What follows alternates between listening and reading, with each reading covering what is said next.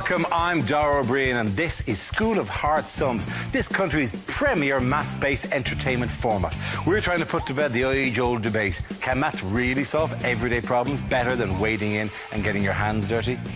This show is a battle of brain versus brawn.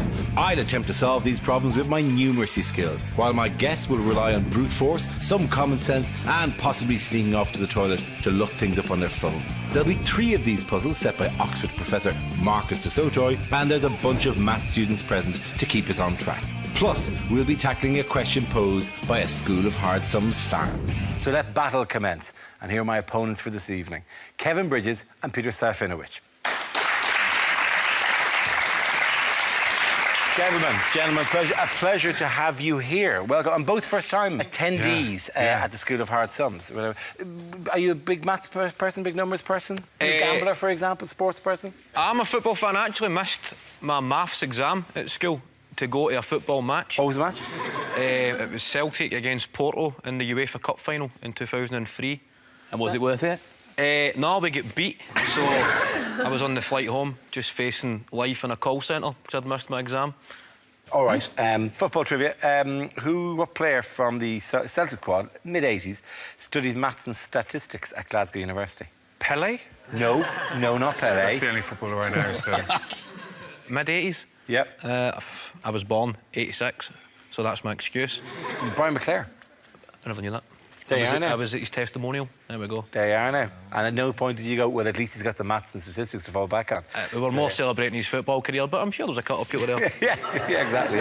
Man knows his sums. Well, you said Pelé. Actually, Roberto Carlos, another Brazilian, did an amazing piece of maths. Do you remember the free kick against Barthez? Le Tournoi. It was just miles... Yeah, exactly. It was miles away from the goal. Barthez, like, there's no way this is going to go in. But the ball flies almost into the stand and then right at the last minute swings into the goal. Yeah. In fact, he was using the transformation... A remote control. He was using a remote control. No, he was using a bit of maths, actually, because there's a sort of a transition point where the turbulence behind the ball goes from chaotic to very regular, and that completely changes the behaviour of the ball. And so Roberto Carlos, obviously, I mean, I don't think he sat down and solved the Navier-Stokes equations, but he'd clearly been experimenting with what can happen to a ball. It's just a fluid mechanics question. It is, yeah. You kick the ball drags the air around it. Yeah. Which but at high speed, it's not a big drag. It drops below a critical speed, which the drag suddenly becomes laminar, and then the spin can take into effect, and that's why it went into the goal at a very late stage. I think that's what the commentator said at the time. Yeah, it was, yeah. That's laminar? I feel kind of nervous actually having you on this, because this is... Why? I'm just saying. This is a genuine popular science programme, and you have destroyed all popular science programmes because you made Look Around You, which is one of the finest, possibly the finest mock popular science programme, wherever. Look Around You.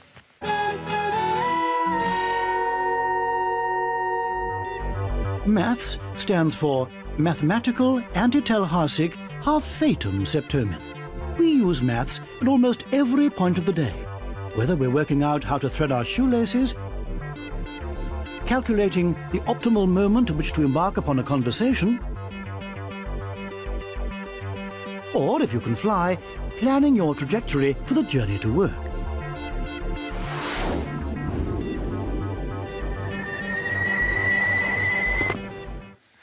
A fair amount of love came through and Look Around You. Oh, yeah, sure. I mean, that was all because we were shown these very spooky educational programmes that didn't really... The people who made them didn't quite know how to educate kids. There was no room for entertainment in those old shows. But I've always been fascinated by maths, and I saw a documentary once about those, and trying to almost literally get your head around the idea of, like, 7- and 8-dimensional shapes and...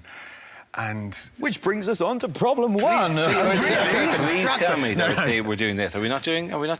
We won't be constructing 8-dimensional shapes in our first problem. Do we have a team? No, we do, actually. It's Maths and 2 Veg, how maths can help you eat better. So we're going to be constructing in our first problem a kebab. Is it an 8-dimensional kebab? It is an 8-dimensional kebab. In fact, that's the challenge, is how big a dimensional kebab can you make? So we're going to start you off with some small ones, 2, 3, 4-dimensional, and see whether we can get you to make an 8-dimensional kebab. To be honest, many of the kebabs I've eaten seem as if they're only intersecting our reality. And passing through our dimensions before disappearing into another dimension. It's been quite impressive. Yeah, let's go and see our 8 vegetables, and I'll set you the actual challenge.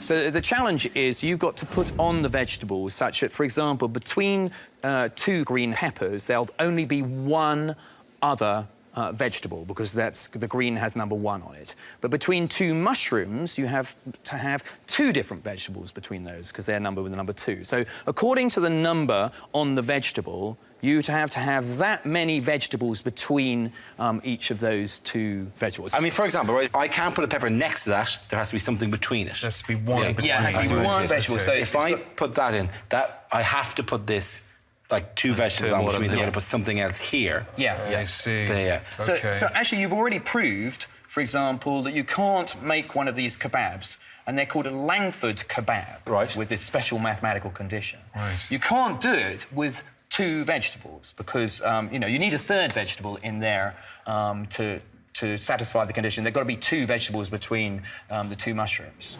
So using these vegetables, numbered 1 to 8, we must build the biggest kebab that we can. We can only use 2 of each type, and the number of vegetables between each pair must match exactly the number written on the pair itself. So 1 vegetable between the green peppers, 2 between the mushrooms, 3 between the onions, and so on. Why is it called a Langford kebab? Because Langford was this guy who was playing with his kid, and the kid was playing with coloured blocks, and suddenly Kid saw was that playing with skewers. But suddenly saw that the kid had arranged them in a way so the coloured blocks had numbers on them, and he'd arranged them such that the number of blocks between any 2 blocks was the same as the number on the blocks. OK, so in other words, that would be a Langford kebab. You've made a Langford kebab, a 3-dimensional Langford kebab. Fabulous. So, boys, can you get a 4-dimensional? Can I just ask one question? Yeah. Is it essential to have the ones? If you've got the ones, you know you've got to just stick 1 thing between those. Yeah. So for the 4-dimensional one, you've got to use 2 peppers, 2 mushrooms, 2 onions, and 2 red peppers. Dara's pretty much done it. I've gone up to 4. Can I check it? 1, 2, 3, 4. So hang on, 1, 2. That's fine. So we need Just to another- say, Dara has banked a 4-dimensional one, so he's managed to get 4, and he's going for the 5. So we've got to get you. So let's just go for the 4 one to start with. I would say don't try and make it too complicated. Try and get. So let's get the vegetables. So you've got the onions. Yeah. Give us a couple of peppers because we need 2 green. Sorry, peppers. yeah, what do you want, green? There you go. Yeah. What number's the green? The 1? Yeah. This is not right, is it? That's fine. Yes, good. This can't be. I think you're back to your 3 one, aren't you? Because you stuck that on the end. Yes, Yeah. that's sort of wrong. No, that's isn't fine. it? Put the green pepper back and then put this on the end. Yeah. That's 3. So that's your 3-dimensional one. Yep. But you've got no room for your. Just need to get a your pepper peppers. on there. I see. Maybe Right. take one of the greens out. Okay. Well, look, if we've got to get a pepper in, a 4, why don't we start with the 4, because we know that's what we... Yeah, it's a good strategy. Thanks, Marcus. OK. You've got to get this red one in. 1, 2, 3. Oh, yeah, I've got to What are get you the up red to? one What are in, you up yeah. That goes on there. 5. We got 5, yeah. We got 5 here. Have you got a 5 one, Dara? We got a 5. We got a 5. I got a 5 one here. That'd be rather extraordinary. So we've got an onion on there. Yeah. Do we got a 5? Hang on. It's impossible to make a 5. Oh, hang on. Sorry, wait. What did I show then earlier? Was it 4? You've shown a 4 one. Between the reds here. OK, I'm going to call time on this. OK. So, actually, you managed a 3-dimensional one, but, Dara, you shifted into... I got a 4 at one stage. Yeah, so Kevin's students, you managed to get... 4, but... Yeah. Actually, 5 is impossible, interestingly. Impossible, right. You can prove combinatorially that 5 and 6 are impossible. The next possible is 7. But let me show you, I've got a massive skewer over here. So you can only have small, medium, then extra large. Yeah, that's it. Yeah. Interestingly, you can always make a kebab, provided the number of vegetables, when you divide it by 4, either has remainder 3 or 0. So if it's divisible by 4, like 8, you can do it. Or if it's 7, has remainder 3 on division by 4, you can always do it. And there's an algorithm which enables you to make the kebab. So shall I have a go at this? Yeah, go on. Yeah, step so I in. think Sorry. So you need to start. So we're going to make an 8-dimensional kebab. So I start with half the number, so that's 4, and I go 4, 5, 6, 7, 8. And then, well, the 4's got to go here, because I've got 4 vegetables there. So I'm going to go 4 there. The 5, I'm going to leave a space there, because I'm going to fill that one later. So I go space 5, space 6. So here we go. Yep. Space 7. Space 8. Space 8. Delightful. Great. So now I'm going to go from this end. So actually, how many vegetables I've got left? I've got 1, 2, 3, 4, 5, 6 I'm going to have to do. So I'm going to put a 2 there, and the 2 will then go there. I've got 3. There's my 3. 3 here, and a 3 here. And then a 1 and 1 here. Nice. So there is your 8-dimensional kebab for Fantastic, well done. Wow, fantastic. Very impressive. Wow, very impressive. You can find arrangements for 3 and 4 vegetable Langford kebabs, but the 5 and 6 vegetable versions are impossible. It turns out a Langford kebab is only possible if the number of vegetables is divisible by 4 or leaves a remainder of 3 when divided by 4. So both 7 and 8 vegetables are doable, 9 and 10 are impossible, then 11 and 12 are possible again. For these larger kebabs, there are too many options to use trial and error. You need a method. So start with a halfway number, which for 8 vegetables will be 4. Then next to it, count up to vegetables 5, 6, 7 and 8. Then leave gaps as you position the other halves of their pairs where they need to go. Starting at the far end, you can now work back down, easily filling these gaps with the smaller numbered pairs. So I think that round does go to Dara because you managed to get up to 4. So would you eat that? Point. Not now. So you don't have to do the Glasgow thing of going, it's vegetables. It's part of your 8 a year. Yes. Join us after the break where the team will tackle a real-life problem proposed not by our very own Mark Sotrak, but by a School of Hard Sums viewer. We'll see you then.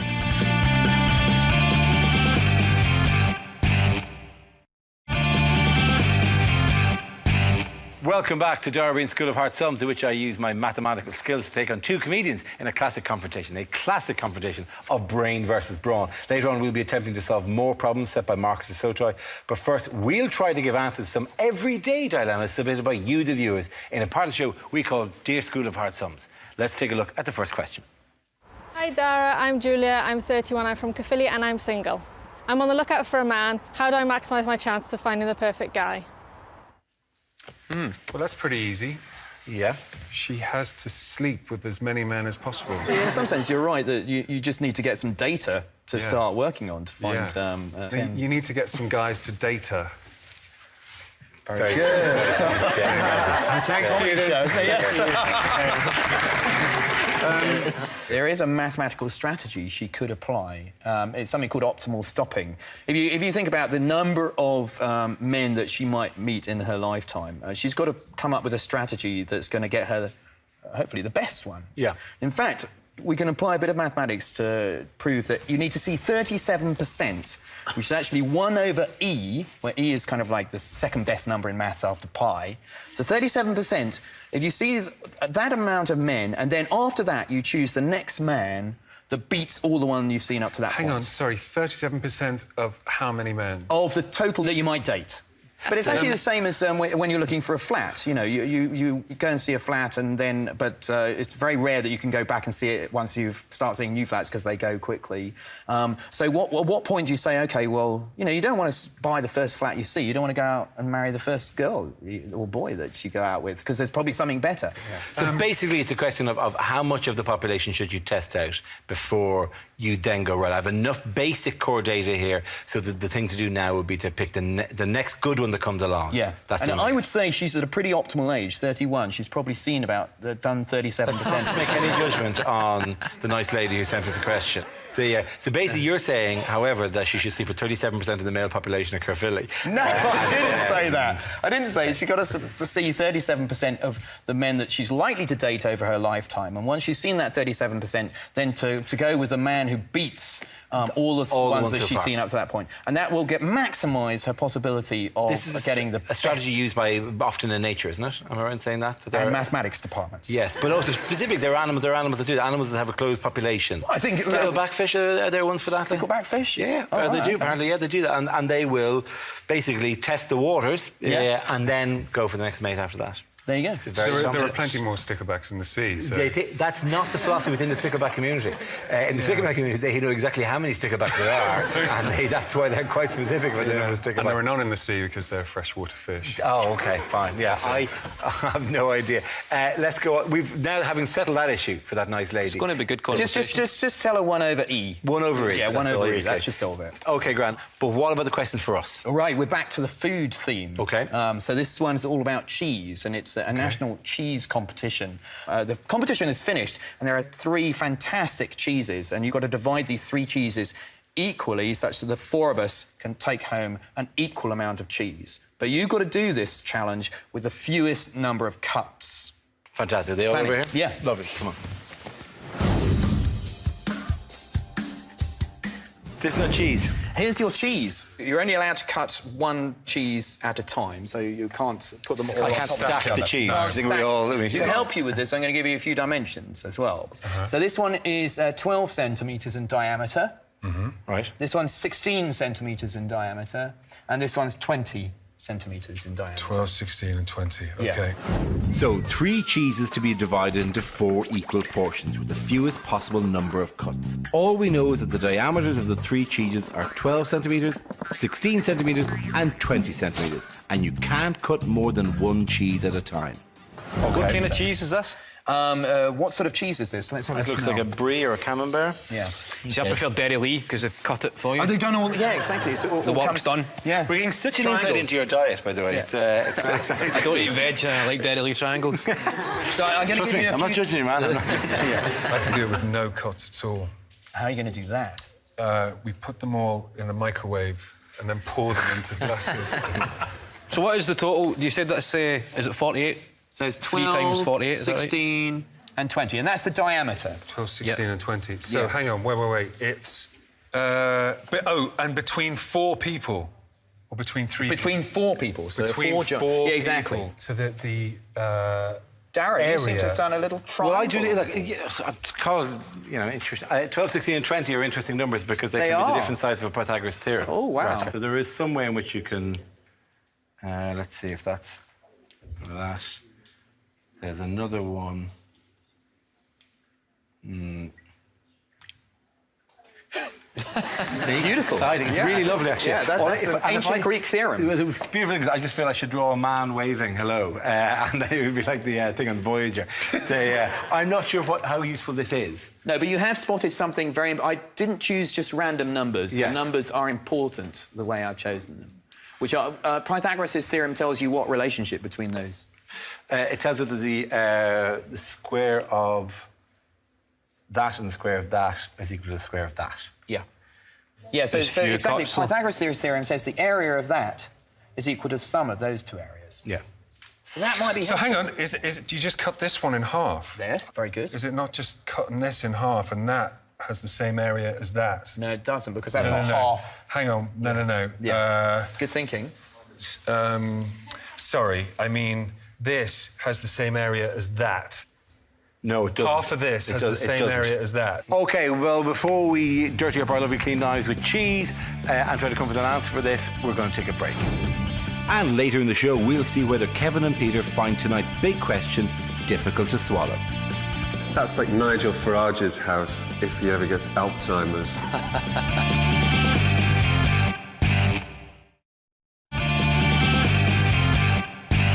Welcome back to Derby School of Hard Sums, the programme that pits my brain and mathematical skills against the brawn of 2 fellow comedians, Kevin and Peter. So we're trying to cut 3 cheeses into 4 equal portions with the fewest possible number of cuts. All we know is that the diameters of the 3 cheeses are 12 centimetres, 16 centimetres and 20 centimetres, and you can't cut more than 1 cheese at a time. But I think, Peter, you've actually come up with a system which would get it in 3 cuts. Cut each of them in half. Yeah. And then you can build them up to make the same amount, surely. Yeah, because you've got 1, 2 pieces there which are equal. Yeah. Then you take a half of that one and a half of that one. That's another piece which is equal to that half. Yeah. So in 3 cuts, you've divided it into 4 equal pieces. Right. Do you want to do it? Yeah, do it. All right. So one of us is going to take home one of those halves. Okay, and then one of them... Oh, this is so lovely to cut. It's like, sort of like savoury Turkish delight. It's all powdered on the top. This isn't some Saturday morning cooking show. You don't actually have to. So great. So if you...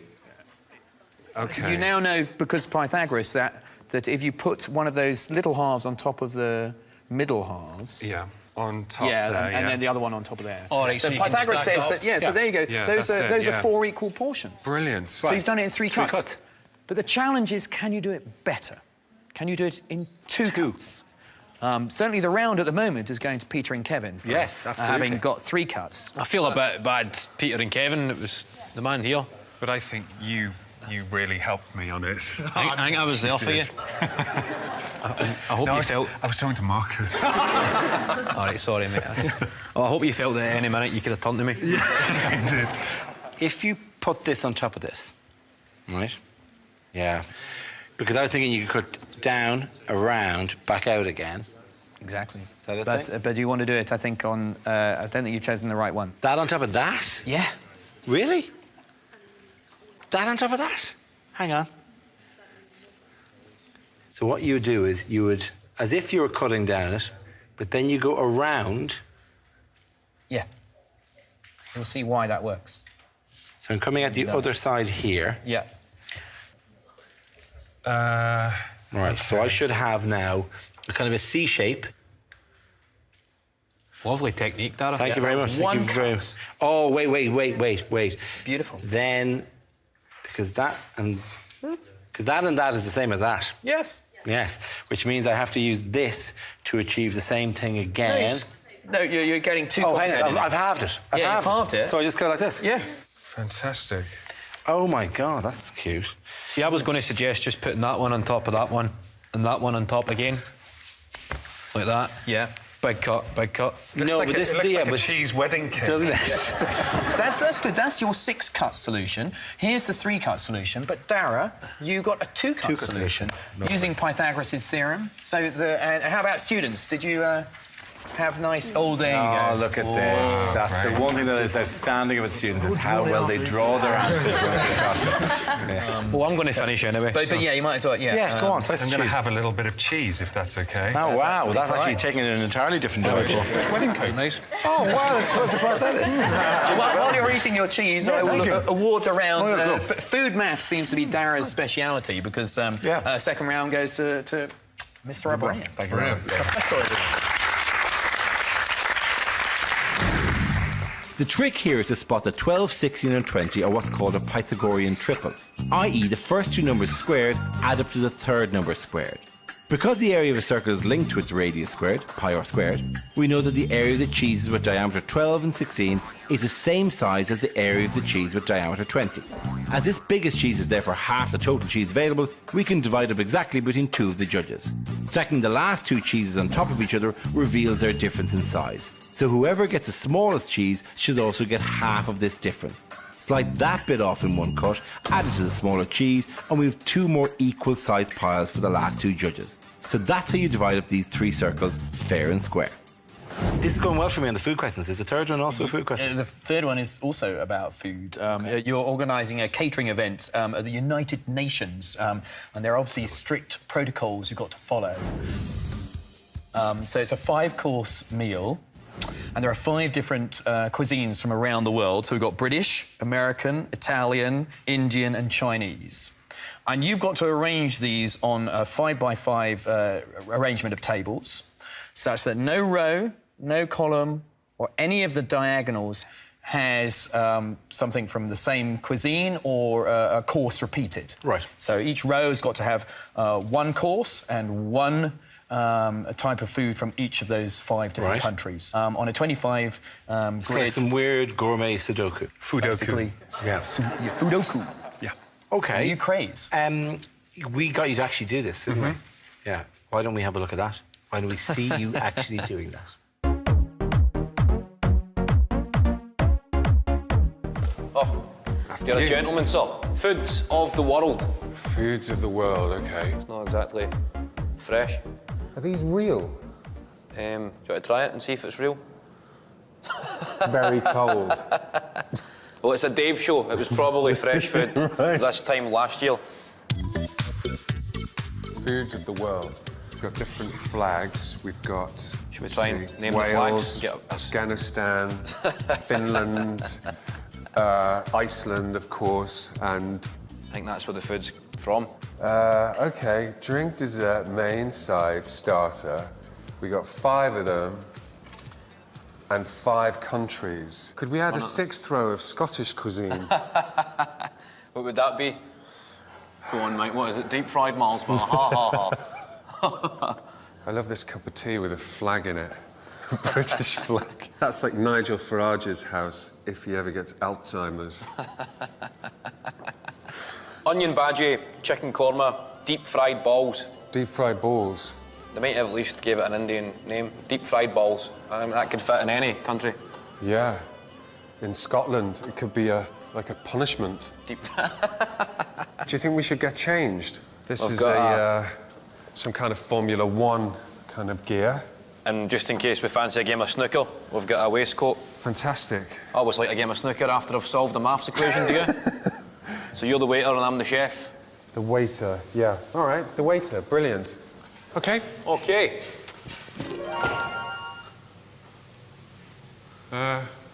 OK, Try again. Oh, hang on. Brilliant. Much Let's better. go. Still got a wee... sorry. Get that sorted. Perfect. Brilliant. Let's go. Let's do this. May I compliment you on the amount of pixels we needed to cover your genitals? That's very impressive. They weren't pixels. Were they really? No. They're actually... It's just what it looks like. Okay. I'll be fine. An 8-bit cock. I'm going to go and have a go at this. I'm going to go and start banging that thing. 5 by 5, can't be repeated. Yeah, so you... rows or columns. Each row must have... Oh, and 5 diagonals. Diagonals as well, very good. So we've got 5 different courses: starter, main, side, dessert and a drink, for each of the 5 different cuisines: British, American, Chinese, Indian and Italian. We must arrange these 25 dishes on a grid of 25 tables so there are no repeats of course or cuisine in any row, column or diagonal. This is one of my favourite little experiments. So you were laying out tables with dishes, but this is a different sort of table that was used in the 18th, 19th century as a kind of party piece. So I wonder whether you think you can work out what on earth this has got to do with maths.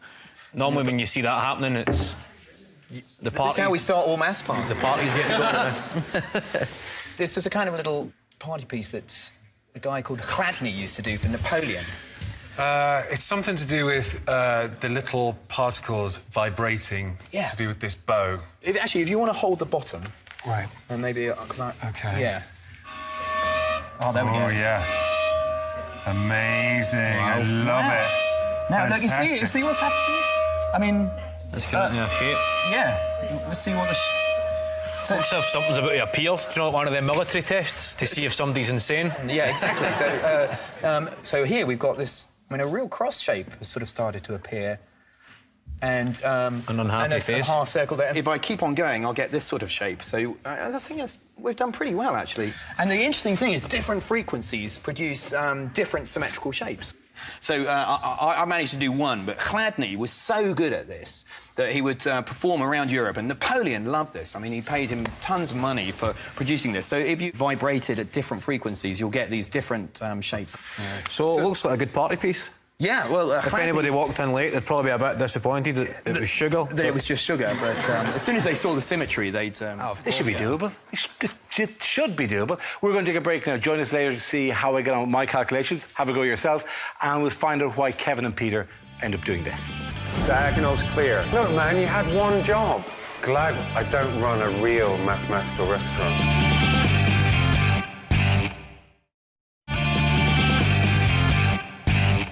Welcome back to Briain's School of Hard Sums, where I'm part through my workings out on this particular problem set first by Marcus S03E01. So we've got 5 different courses for each of the 5 different cuisines. We must arrange these 25 dishes on a grid of 25 tables so there are no repeats of course or cuisine in any row, column or diagonal. Marcus, I know you've got a PhD in maths, but is it still funny writing boobies in a calculator? Absolutely, yeah. Good. That never tires. That's refreshing And we to hear. start every first-year course by getting them to get their calculators out and writing, yeah. Now, a bit earlier, I think you were doing a bit of Guitar Hero. Exactly. We played a bit of Guitar Hero. Rocking out, man. It was great that the band got back. What's interesting is, you know, why did we get you to do that? What you were learning was some pattern sequences, but you didn't realise you were doing that. So, in fact, we're going to get the guitars out. We're going to give you another song to play, which actually you should find this one quite easy because it's sort of somehow in your brain this pattern has already started to form. I'm going to set you another challenge, actually. So a different song, which I'd like you to have a go at, and then I'll explain what on earth this has to do with maths after you've had a go at a Beastie Boys song. Right.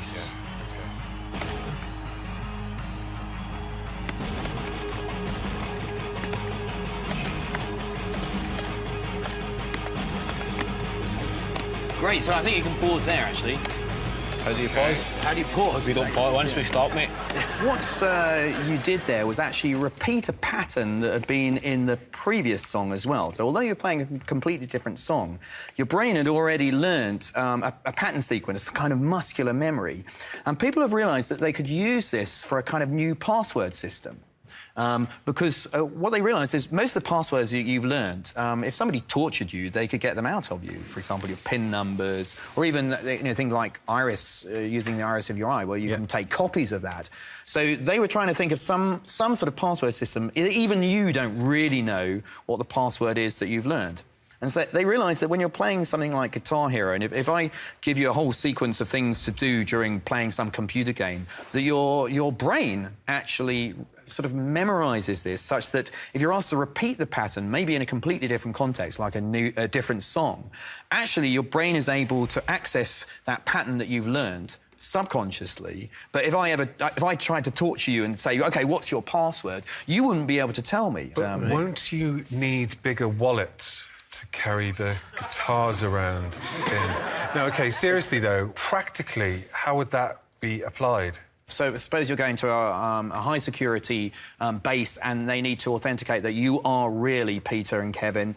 They would hand you 2 guitars and they would say, OK, try and play this. And if you weren't able to riff that sequence of pattern absolutely spot on, they would know that you weren't the real Peter and the Kevin. That's a pattern that only you would have been able to learn. Fascinating. And it's a kind of sense, you know, the brain is basically a pattern searcher at heart, which is what mathematics is all about. Right. OK. Anyway, I'm going to go and see what Dara's, whether he's got any patterns in his food over there. So I'll go and have a little check and see what's on. Can you put the Xbox back on? How's your Fudoku going? Yep. Right, so that's the courses, is it? the courses, yeah. Yeah. But then we have to... Yeah, so the courses are all fine. Yeah. But you've now got to make sure that none of the cuisines are repeated. So why don't you have cuisines A, B, C, D, yes. C, D, E. So now, in a sense, you've done this, which is like a Sudoku. Yeah. You've now got to put another Sudoku on top of it. There's the first course A, that's the first course B, that's the first course C, that's the first course D, that's the first course E. And you've got to make sure that you can fill that out for all these without actually there being any... Yes. So you've got to put another, what we call, this is a Latin square. Yeah. You've got to put another Latin square on top of that. With those. Wow, thanks for that. Thanks for that, Marcus. That's really kind of you. Yeah, let me draw it on the thing and then Brilliant. So there's your tablet. You can have a little look at what Dara's doing. What you're looking for is a pattern that he can repeat in a different way with the cuisines. So what he's done is you've got the 1 there, and then where is he going to put the 1 next time? He counts 1, 2, 3 along. So 1, 2, 3, puts it there. So next time you go 1, 2, 3. Here we go 1, 2, 3, and here it loops back to here 1, 2, 3. So there's a different order of numbers if you look at the vertical columns, but it's the same sequence of numbers: 1, 3, 5, 2, 4. Yeah. Brilliant. Yeah. So if he does a similar sort of pattern with the cuisines, he should be there. So this is actually an ancient problem. It goes back to Euler. He was one of the great mathematicians of the 18th century, and he challenged people whether you could do this with, you know, different sizes of grids. You mentioned putting in Scottish cuisine. So if you'd had 6 having Scottish cuisine, so It's a cheap jibe. but 6 is interesting because it's actually impossible to do this. If you had 6 cuisines and 6 courses, you could do every single grid except for the 6x6 one. Really weirdly. So that's the kind of thing mathematicians love. I admire that level of commitment. Because if I never get 6, I think I would attempt 7. I'd just go... Well, that's... Yeah, I think most people gave up and said, OK, look, maybe... Oh, look, he's put some more on. So let's see whether we can spot the pattern on the cuisines. Yeah. He's got... Yeah, it shifted 2 along. Is it 2? Yeah. A, yeah. 2 along. So you do cuisines 2 along and courses 3 along. And that actually is, I think, an algorithm which will work. So, Brilliant. should we go and see what he's doing? Yeah. Go and correct his homework. Yeah. So, Dara, it looks like you've got a solution here. It does look like I'm doing that thing. I'm checking it across and checking it up and down and checking it along all the diagonals, yes. Do you want to add another cuisine? And another course. You know, 6 cuisines, 6 courses. 6 courses. I don't know. I like the fact that it's 5. 5 is a prime, 6 is not a prime. A 7 cuisine? Could we do a 7 cuisine meal? Could we do a 13 cuisine meal? Could we do whatever? We'll do that one later. Thank you. Right, OK. OK, grand. OK, I think I've got something, but that involved loads of sketch. I mean, you had time to play Guitar Hero at one stage during all that. That's how comfortable you were. OK, let's see how you did when you were in the restaurant that day.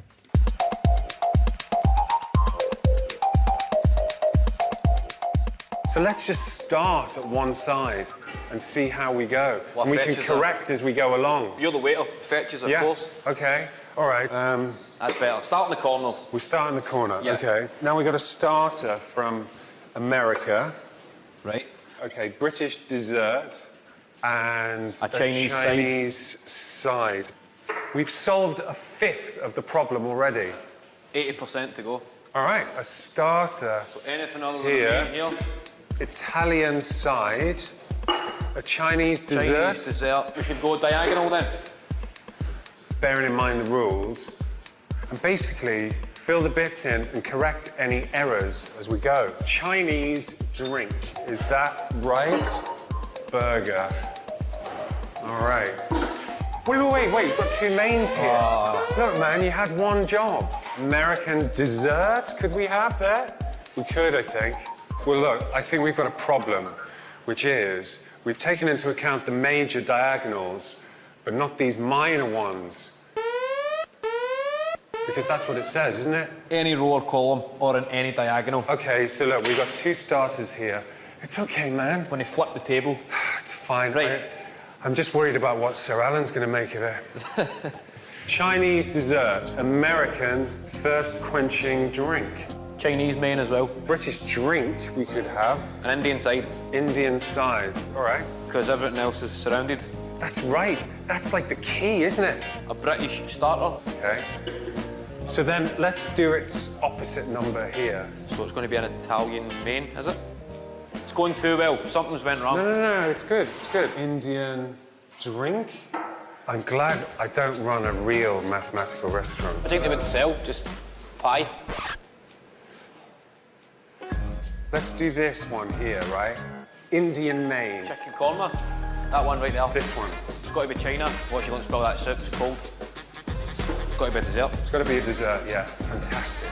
Look, we're going to do this. I think we're just teaming ourselves. No! Oh, OK, let's work this out again. Don't panic, don't panic. Do you know, I saw us opening a franchise of these restaurants, and now... Can this be any other country? No, that can be an American starter. Right, let's go for one of these tables. See the one just to your left? Can it be a British main? Yeah, it could be a British main, I think. So that has got to be drink. And the only drink left is Chinese. We must have spent over £10 because we get free spring rolls. All right. I think we're teaming ourselves up here for a massive boot in the balls. It's going about too well. Let's just keep the team spirit. That's what's getting us through. I'm checking the diagonal. Diagonal's clear. OK. Yep. Let's put them down together because this could be the big moment. OK. All right. OK. And our time's up. If you can figure this out via an equation rather than having the hard props right in front of you, then you've got my respect, big man. But you always did. You've won my respect.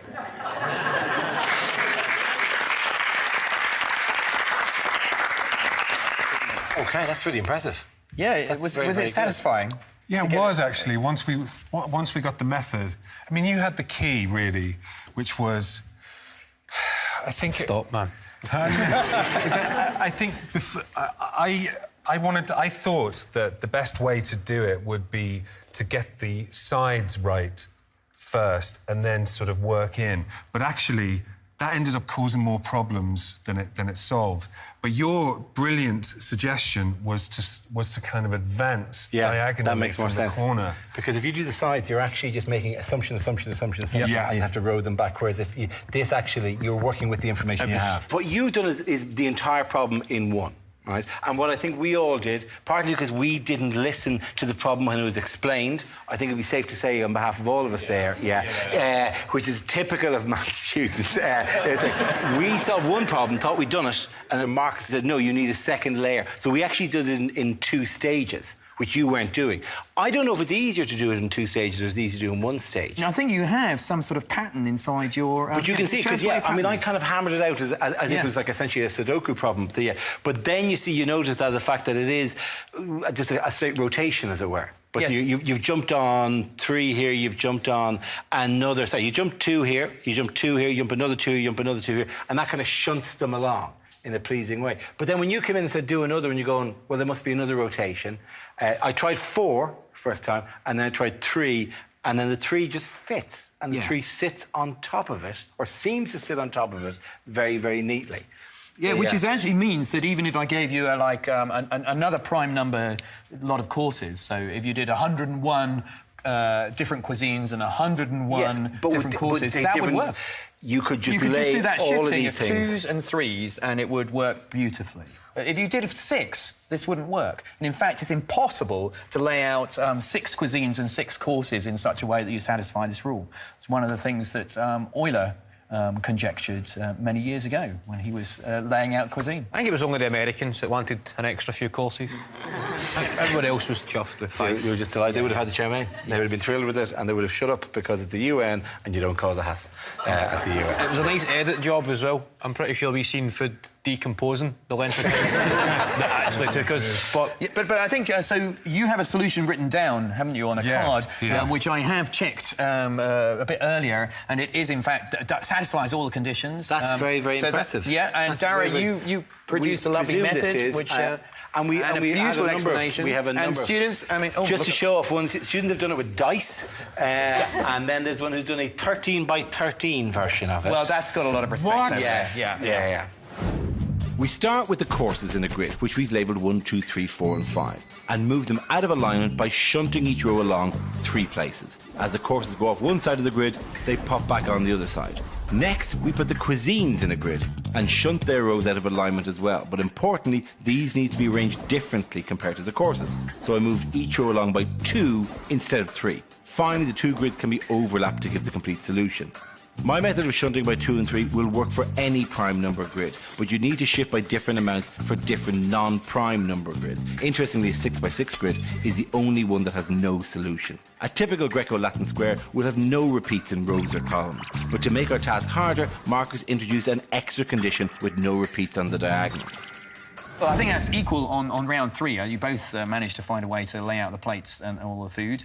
But overall, I think, Dara, you win this programme. Food math seems to be your speciality. So, Dara is the winner. Enjoy the cheese and vegetables. Wow, do I win all of the cheese?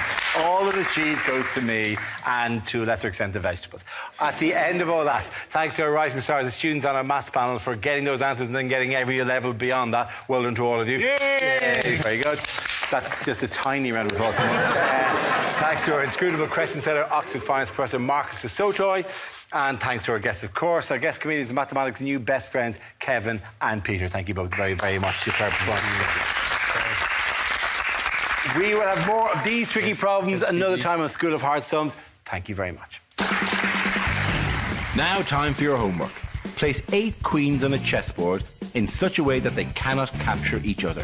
If you'd like to check your answer or just cheat, go to the website joindave.co.uk.